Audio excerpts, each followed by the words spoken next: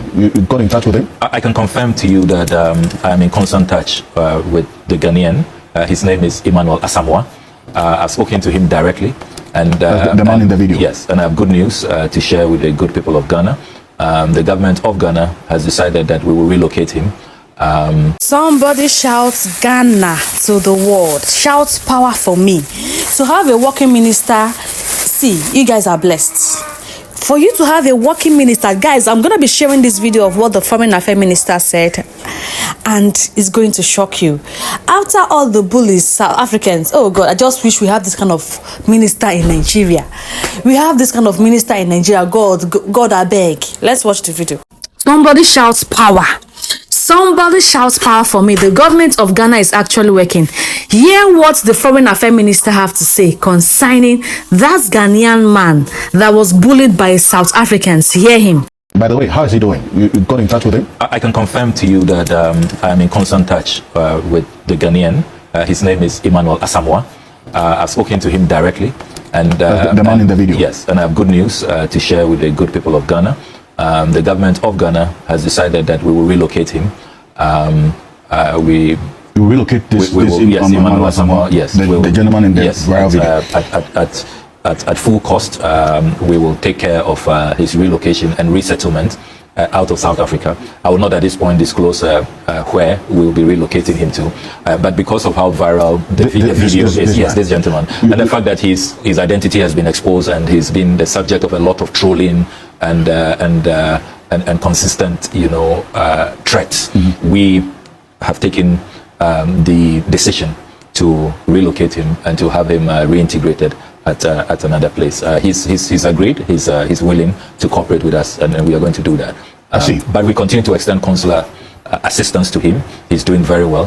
He was really traumatized, as you can expect. I mean, these are vigilantes with no legal mandate, just pouncing on innocent immigrants and pursuing them in such really offensive manner, very dehumanizing manner.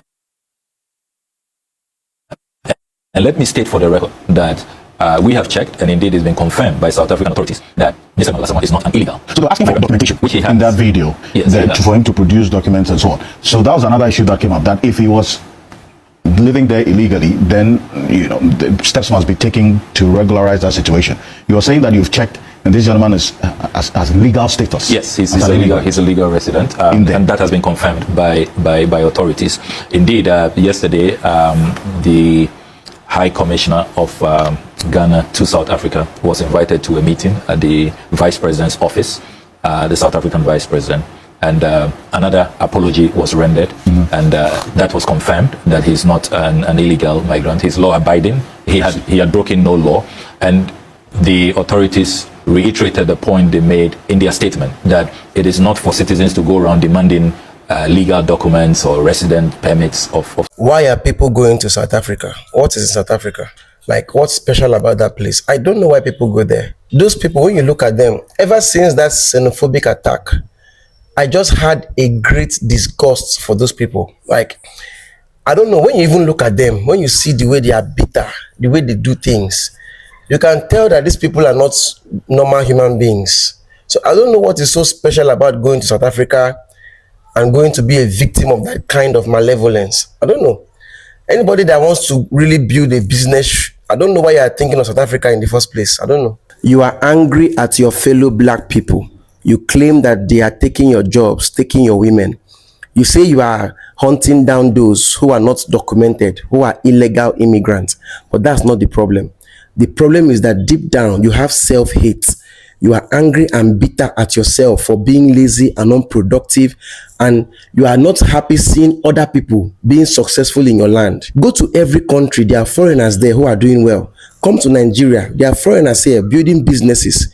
They are getting married here, settling down here. Why are we not chasing them and killing them and hating them?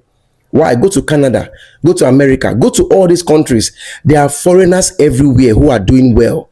The people in that land do not chase them away and kill them. But you people are just mentally retarded. Listen to what you are saying. You are hating people because they are doing more than you. They are doing better than you in your land. That shows that you are a weak, defeated, bitter, self-hating people who don't have any future. I don't even know why people go to that place. I don't know.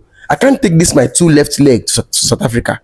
What is in that place? What is special about South Africa that people are going there and losing their lives, losing their peace of mind and property to people that don't have, to miscreants? Yet another xenophobic attack happening in South Africa. Can I share that this is not a reflection of us South Africans? Not at all. This is not who we are. There's a small group of South Africans that is making sure that this news becomes continent-wide by these xenophobic attacks. Most South Africans, I repeat, most South Africans are against this. Sadly, we are quiet about it. This is led by Jacinta. Now, the question I always ask myself is, why is she not doing this march to march in Cape Town, where there's a lot of Germans, French, Netherlands, and Americans there? Why is she not doing it? And I lived in Cape Town, so I know Cape Town pretty well. She knows damn well she does not stand a chance there, and tomorrow morning there will be a number of massacred bodies under her name. She doesn't want to take that chance. Instead, she wants to attack the vulnerable and the weak. That is unconstitutional in every way. It is un-South African to do so. Our constitution rejects this. But then she might have the rhetoric that, oh, immigrants are creating all the crime here. Immigrants are having syndicates here. Yes, it is true. There is some syndicates that is happening inside the townships, and there is some crime that is led by immigrants. But do you want to know the percentage rate of which they are doing these crimes in the whole of the country? 2%. Just 2%. Now just imagine, say half of the crimes are not reported. That's 4%. Why is Jacinta not marching for HIV, which we've got the highest in the world? What about GBV, which, goodness, she could be marching for that? What about the high alcohol intake that is happening in South Africa that is creating a lot of the crimes? Is she marching for that? What about the murder rate? Highest in the world. Is she marching for that? She should be marching to the police station and keeping the police accounts to that, not hurting fellow African brothers. Now, Stogie T, my favorite rapper in all of Earth, born in Tanzania. Why are we not marching against that? Dudizani Zuma, the president's son, President Jacob Zuma's son, born in Mozambique.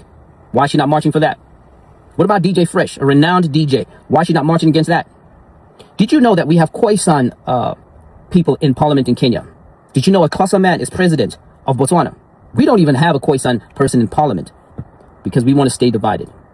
What about Nigeria, who's given $61 billion to South Africa during apartheid? You know how much that is? I'll tell you. It's a third of South Africa's budget in a year. Yeah, a third. Nigeria gave that to us during apartheid to fight apartheid. What about Algeria, Zambia, and Mozambique? They're the ones that received South Africa to train them how to fight in apartheid. Countries like Tanzania, Swaziland, a whole bunch of countries hosted South Africans in refuge when they ran away. They did not take out a whip. They did not throw them out the country. They stood besides them. What Jacinta is doing is unconstitutional, and she needs to march the right way. It's not march to assault. It's march to march. Stand by what you are saying that you're supposed to stand by. You did not come here to hurt people. It's unconstitutional, and somebody is going to take you to task. Yeah, somebody's going to do it. I'd like to apologize to all the African diasporas in South Africa and also Africans around the continent. This is not who we are.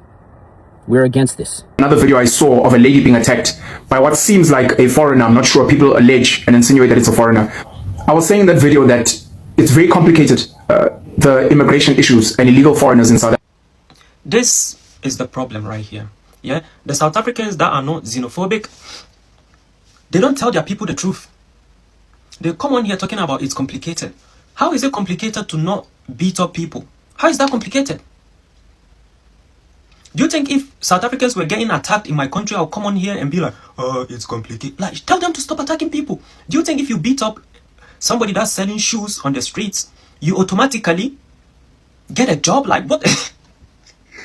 What's going on? Listen, politicians used to do this, yeah, blaming like foreigners for all the country's problem. If all the foreigners leave, those problems will still be there. No country will not have problems. Like, every country has issues. If you kick all foreigners out, there will still be problems. It will never disappear. Attacking somebody that's selling shoes on the road, it's like a drop of water into an ocean, bro. Like, country, whenever you are saying your prayer, make sure you pray for a leader that has conscience. Pray for a leader that will take you guys to in hearts. Pray for a leader that will be so concerned about the welfare of you in any country. You see what is currently happening in Ghana right now? This is an example of good leaders. This is an example of leaders that have not sold their souls to devil.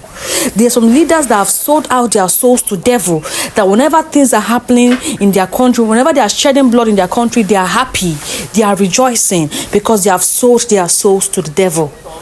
Look at what the foreign affairs minister did. He went to South Africa, and right now they are planning to bring back that same Ghanaian guy back to Ghana and establish him. If you have a leader like the leaders of Ghana, Africa will be better. If we have leaders like the leaders in Ghana, Africa is going to be better. Because the leaders in Ghana, they have conscience. They are very, very sympathetic with people.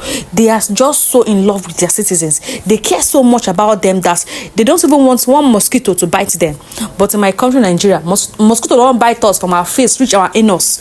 Everywhere is covered with the bite of mosquitoes because our government is not answering us. Our government is not answering us. God bless motherland Ghana. And God bless all the government of Ghana.